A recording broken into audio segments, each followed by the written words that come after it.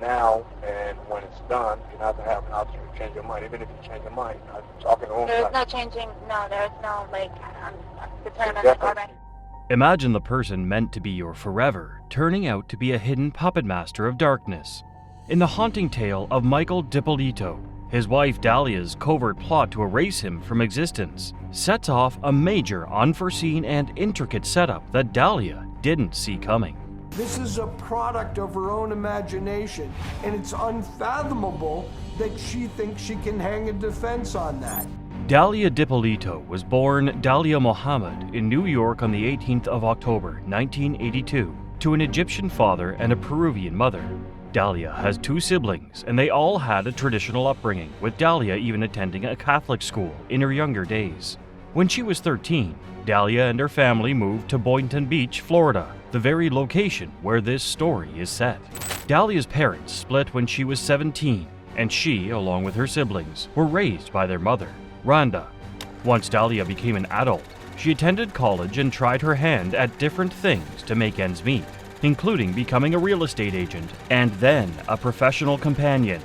Dalia was what you would call a conventionally attractive woman, and she knew that she would attract a lot of clients in this line of work. So, despite her rather conservative upbringing, it always looked like she had an eye for the dollar bill and knew how to get it. In her late teens, Dalia had a lover named Mohammed Shahade, who will be vital to this story. Not much is known about how their relationship ended, but she reportedly had an architect fiancé in the early 2000s who she moved in with in California before an eventual breakup. And in 2008, she met Michael DiPolito, a rich Italian ex-convict from Philadelphia who had previously hired her for companionship and had somehow fell in love with her.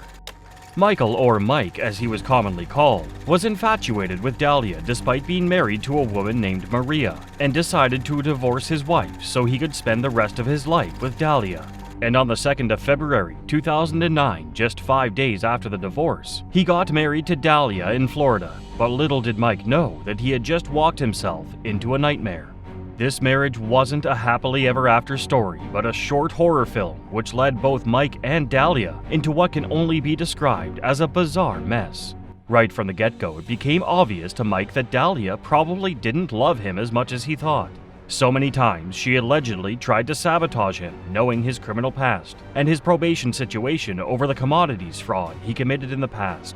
One time, the couple was heading back from a dinner date, and police stopped them, only to find some substances in his cigarette pack. Another time, he was knocked out for days after drinking a Starbucks drink handed to him by Dalia, which was allegedly laced with odorless antifreeze. Police also began to get anonymous tips that Mike had been working as a substance distributor, so out of fear, he transferred the title of his house to Dalia to protect his assets in case of arrest.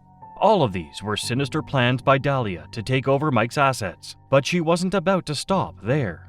Dalia orchestrates a chilling master plan, pushing the boundaries of morality without hesitation. With unwavering determination, she's ready to dive into the depths, even if it means dirtying her hands. He's leaving the house by 8:30. He's going to go get $10,000. Yeah. I could do it like that, but it is public. I'll get the money. But the thing about it is that it's a harder getaway. Remember Dalia's ex-lover Mohammed? He had apparently maintained contact with Dalia, and they even reportedly planned those previous plots together to get Mike arrested. But this time, she approached him to help complete what she had been planning for weeks, to eliminate her husband, just 6 months after her wedding to him. Dalia wanted a hitman and felt Mohammed was the go-to guy to help her with one. However, Mohammed was shocked by her sincerity over a potential wrongful act, with Dalia even offering him some money to buy a gun for her. So he decided to tip Boynton Beach police about her intentions, and despite being skeptical at first, the police eventually decided to act on the information.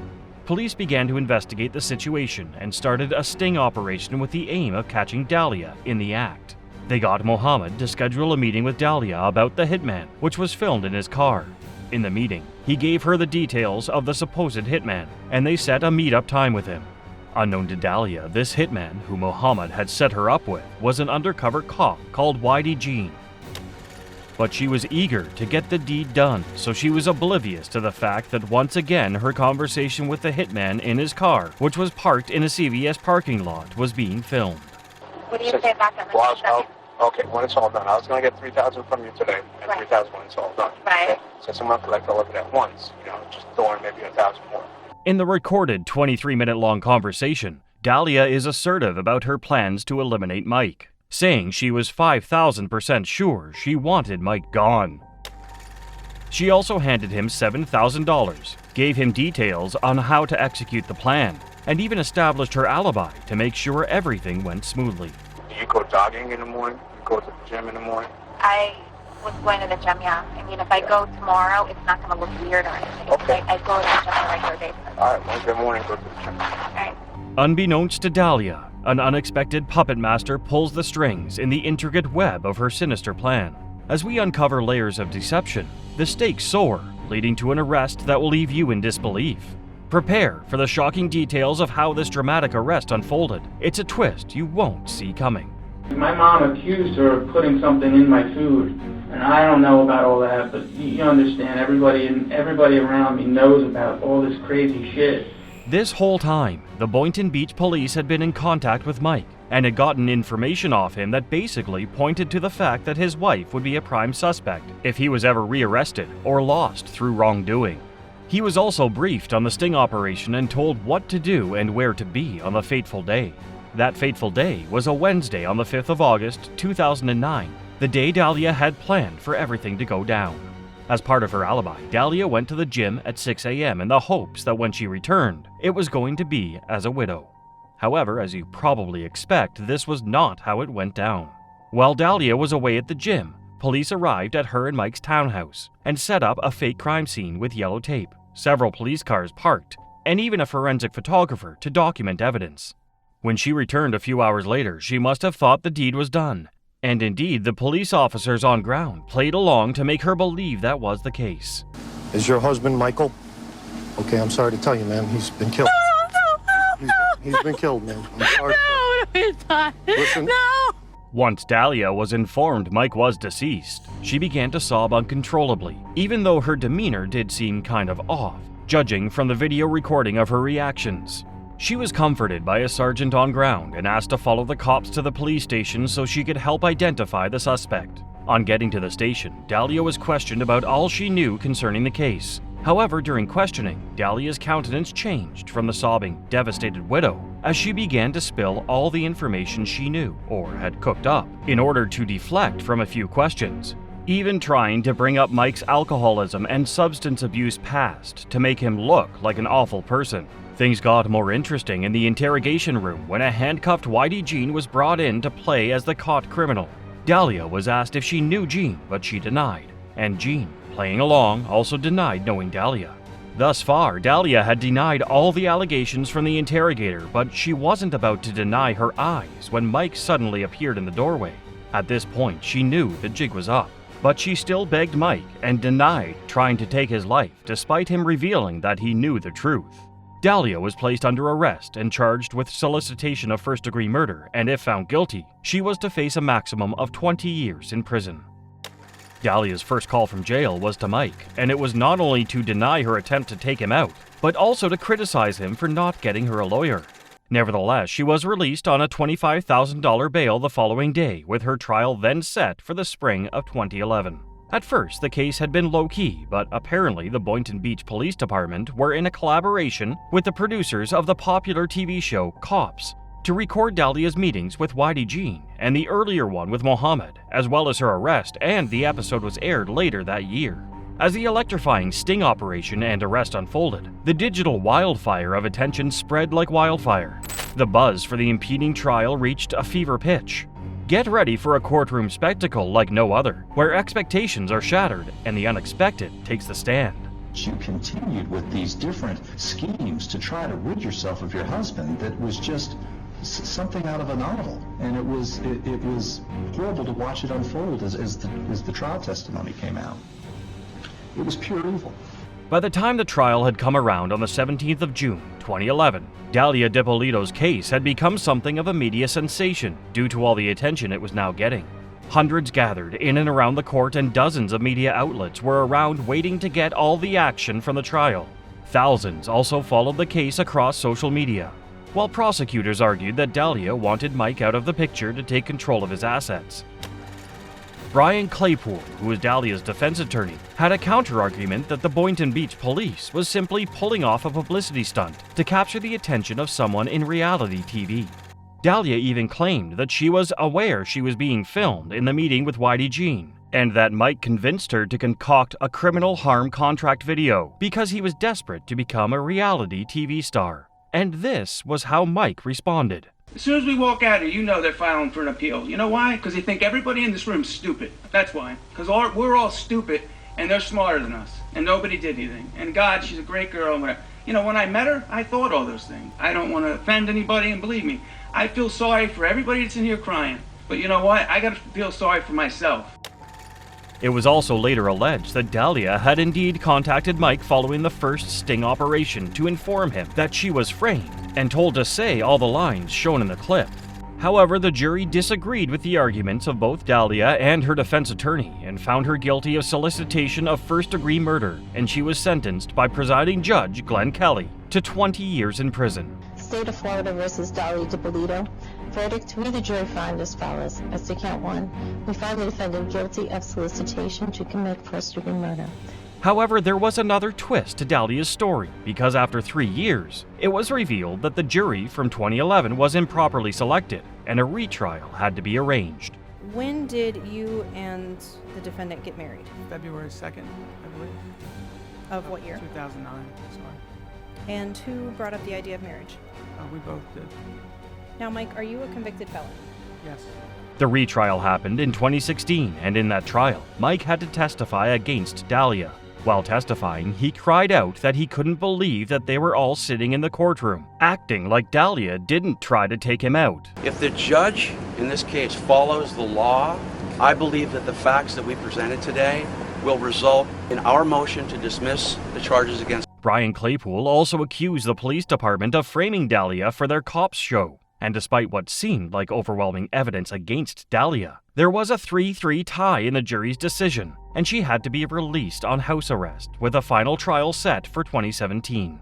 During her house arrest, Dalia got a new boyfriend, Robert Davis, and they even had a son together. And there was speculation amongst detectives that Dalia got pregnant on purpose to use it as an excuse for her 2017 trial. He's Robert Davis, and he's the father of her baby. One other twist, he's living with DiPolito's family. Dalia DiPolito could not keep it a secret any longer. The James that communicates with her on the jail calls all the time, tell the judge his real name. Yes, Rob. However, this wasn't to be, because within 90 minutes of her third and final trial, Dalia was once again found guilty of solicitation of first-degree murder, and this time sentenced to 16 years in prison, with her defense's subsequent appeal to the Supreme Court in 2019 quickly discarded. Dalia became something of a courthouse celebrity during her trials due to the depiction of her arrest on the Cops show. Famous reporter Nancy Grace also covered the story on her Instagram page, further drawing attention to the case. All through the trials, Dalia's mom, Randa, along with her sister Samira, were present at the court, and her sister even still considers her a role model. Unravel the layers of intrigue when we discuss the controversies and twists in this bizarre case.